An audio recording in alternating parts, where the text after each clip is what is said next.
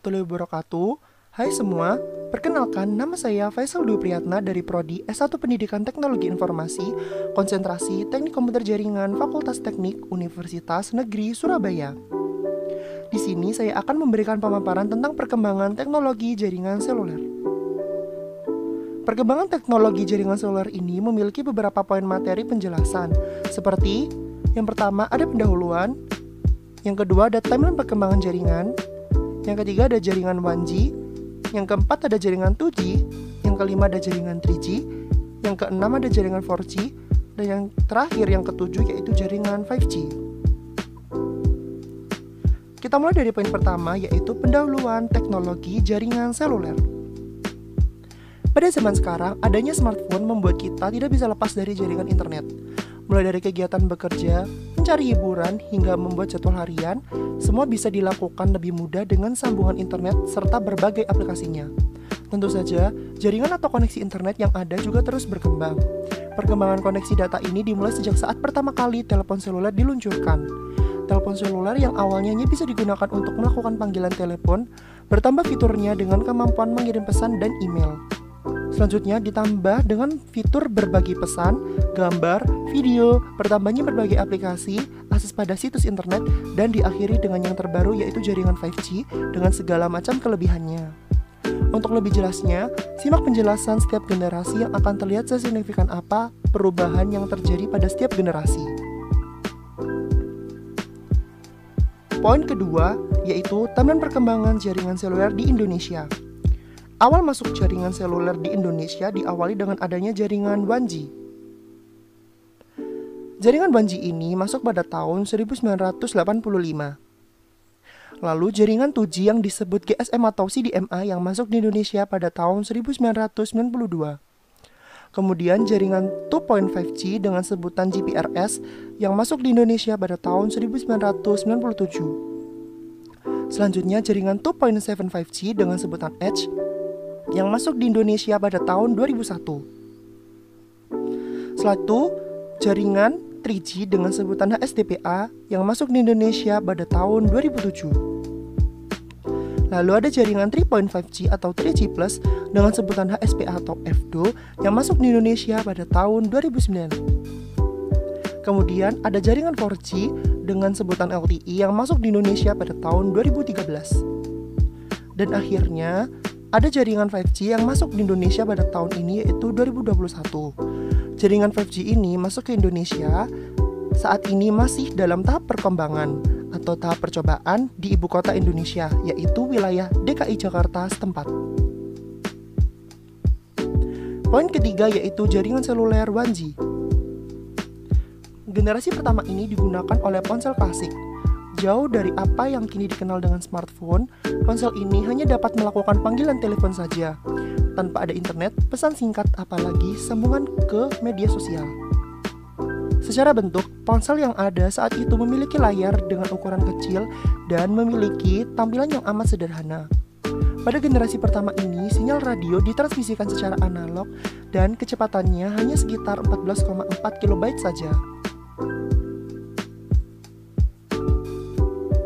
Poin keempat yaitu jaringan seluler 2G. Generasi kedua adalah generasi peralihan dari teknologi analog ke teknologi digital. Jaringan ini selanjutnya digunakan sebagai standar utama penggunaan koneksi komersial.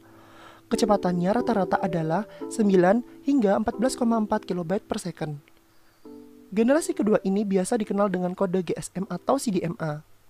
Pada generasi kedua ini juga dikembangkan menjadi 2.5G yang biasa dikenal dengan sebutan GPRS.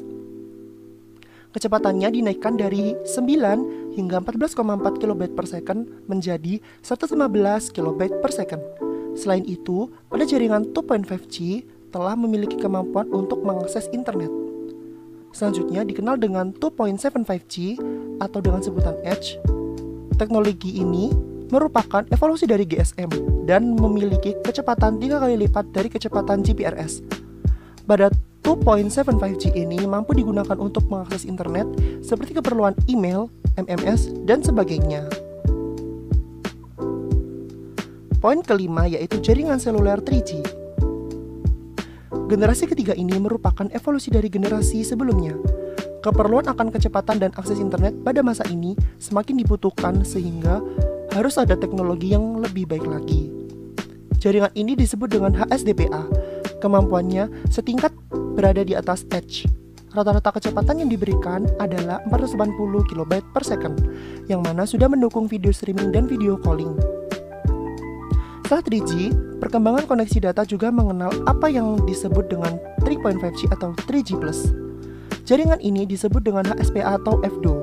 Peningkatan yang diberikan pada evolusi ini adalah kualitas gambar yang lebih jernih dibandingkan 3G dan memiliki kecepatan rata-rata 5,76 MB per second hingga 42 MB per second untuk pengunduhan dan 11 MB per second untuk pengunggahan. Poin keenam yaitu jaringan seluler 4G. Generasi keempat ini disebut juga dengan koneksi LTE. Jaringan seluler ini menjadi koneksi yang saat ini paling banyak digunakan untuk keperluan komersil. Kelebihannya tentu terletak pada kecepatan jaringan yang ditawarkan yaitu hingga 100 MB per second. Generasi ini juga menawarkan kualitas grafis yang lebih baik, berkualitas premium, dan memiliki tingkat keamanan yang tinggi. Selain itu, teknologi ini terbilang murah jika dilihat dari manfaat yang diberikannya. Poin ketujuh atau poin yang terakhir yaitu jaringan seluler 5G. Jaringan seluler ini adalah generasi yang paling terkini dan saat ini masih dalam tahap perkembangan. Pada generasi kelima ini, kecepatan yang disediakan diklaim bisa mencapai 1 GB per second bahkan lebih. Nantinya, penggunaan koneksi ini dapat dilakukan jika perangkat smartphone telah mendukung koneksi jaringan 5G dan segala persiapan teknis yang telah dilakukan. Di Indonesia sendiri, koneksi yang paling banyak digunakan adalah jaringan 4G. Sebagian besar wilayah Indonesia telah masuk dalam cakupan layanan 4G.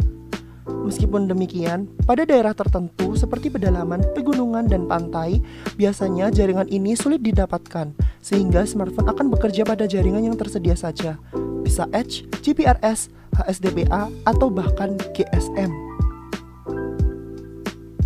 Sekian dari pemaparan saya, semoga apa yang saya paparkan dapat menambah ilmu bagi yang menonton, dan mohon maaf bila ada kekurangan dan kesalahan dari saya. Thanks for watching and don't forget to like, comment, and subscribe channel ini. Saya pamit undur diri, terima kasih, dan wassalamualaikum warahmatullahi wabarakatuh.